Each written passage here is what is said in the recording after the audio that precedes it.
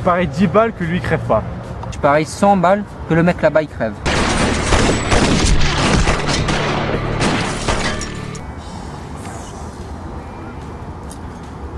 Attends, je parie le double que l'autre là-bas il meurt aussi. All around me are familiar faces, worn out places.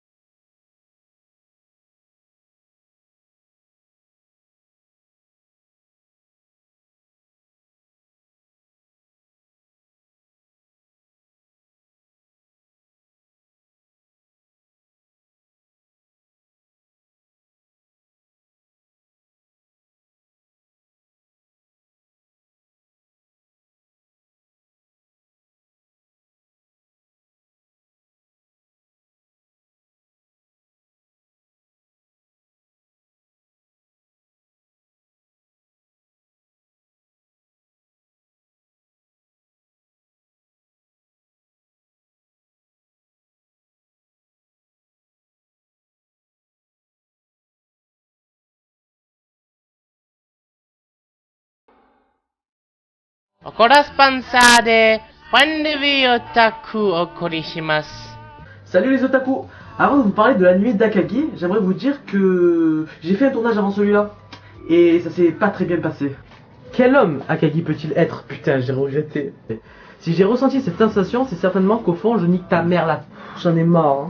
Hein. De voir le jeune Akagi donner des leçons d'humilité aux ordures, auxquelles il se... J'en ai marre de cette voiture. Enfin bref, parlons maintenant de Akagi. Akagi est un manga japonais, écrit et dessiné par Nobuyuki Fukumoto. Il a pour thème le jeu du Mahjong. Il est publié par Takeshobo et compte 23 tomes. Il a aussi été adapté à une série d'animation de 26 épisodes. Le Mahjong? T'es sérieux? Méfie-toi des apparences car l'animé pourrait vraiment te surprendre. Parlons maintenant du Hypnosis. L'histoire nous entraîne dans une salle de Mahjong de banlieue tenue par des Yakuza. Akagi est un jeune garçon de 13 ans qui ne connaît rien à ce jeu, mais qui enchaîne pourtant des victoires. Certains disent qu'il vient des ténèbres et qu'ils changeront le monde. Voilà pourquoi il sera surnommé Kamui no Hokoto, le garçon à la puissance d'un dieu. Si vous regardez mes autres points de vue otaku, vous pouvez trouver celle de Death Note ainsi que celle de Keiji. J'avais déjà fait le rapprochement entre ces deux œuvres et il manquait plus qu'une seule pour que la boucle soit bouclée. Et bien sûr, il s'agit de Akagi. Je sais, je suis un génie, j'ai découvert avant que tu le dises, Starful-là. Afin de résumer très rapidement les deux œuvres, nous pouvons voir d'un côté Death Note, où l'on suit un jeune adolescent qui change complètement son destin en trouvant un Death Note, et d'un autre côté Keiji, qui a beaucoup de chance, mais à la fois pas beaucoup.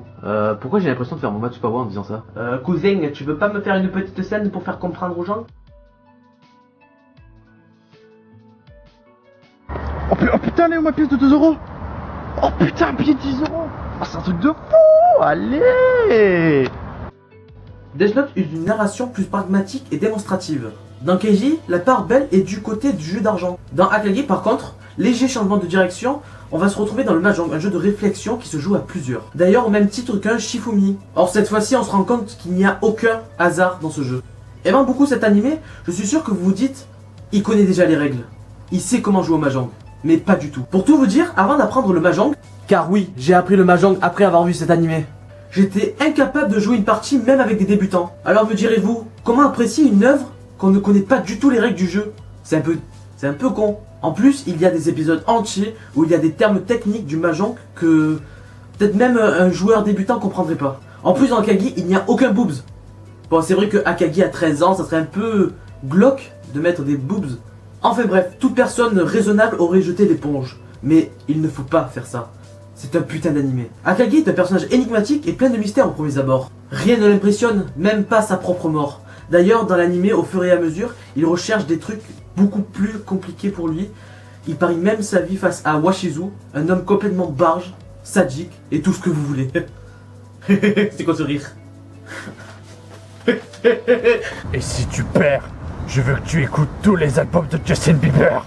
À ce moment, le stress et le suspense est à son maximum. En plus, les tuiles sont transparentes. Beaucoup d'entre nous s'identifient de plusieurs personnages, que ce soit film, manga ou série. Par exemple, dans The Walking Dead, on peut s'identifier à plusieurs personnages. Chacun veut survivre Tout le monde voudrait survivre en cas d'apocalypse, mais ils ont chacun leur manière pour survivre. Pour Akagi, à défaut d'être incroyablement intelligent, on peut pas s'identifier à ce personnage. Mais j'ai quand même réussi à cerner le personnage qu'il est. Mais quel homme Akagi peut-il bien être? J'ai dissocié avec approximation plusieurs passages par lesquels chacun d'entre nous devons évoluer.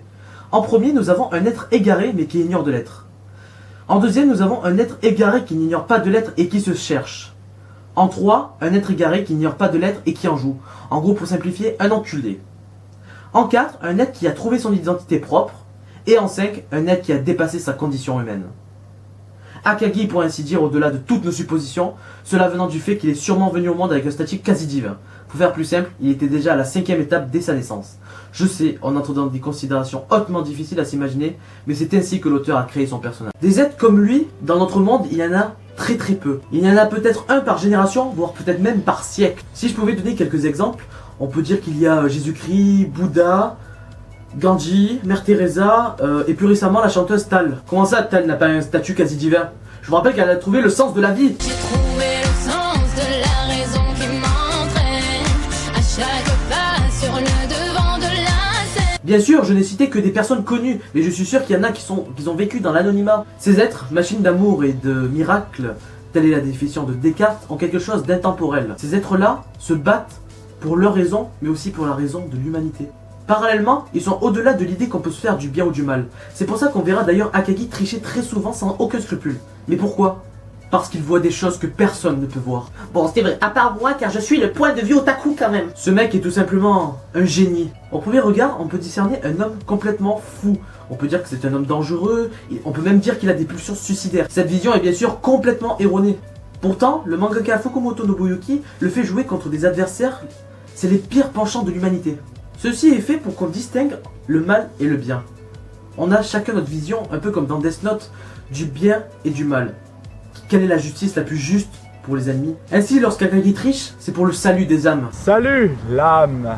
Si avec recul on observe chacune de ces actions, on peut voir qu'il y a quand même une petite bienveillance. Il est donc vain de vouloir lire dans le jeu de ce personnage, car il est impossible de battre. Lorsque j'ai compris qu'il était impossible de vaincre Akagi, on peut se dire que le manga devient moins intéressant, mais c'est complètement le contraire. De plus, même avec l'épisode final qui s'arrête brusquement, un duel au sommet, je n'ai ressenti aucune frustration, j'avais complètement confiance en lui. De voir le jeune Akagi donner des leçons d'humilité à ses ordures, ça m'a un peu rassuré. Si j'ai ressenti cette sensation, c'est parce que je sais que je suis très faible face à ces personnes qui façonnent le système actuel. Illuminati. Et de savoir qu'il y a un être comme Akagi, ça redonne un petit peu d'espoir. En conclusion, Akagi est un anime grandiose, qui est complètement alimenté par ses OST. Moi j'adore ce dessin, il me manque ce dessin, j'aimerais voir un anime encore avec ce genre de dessin.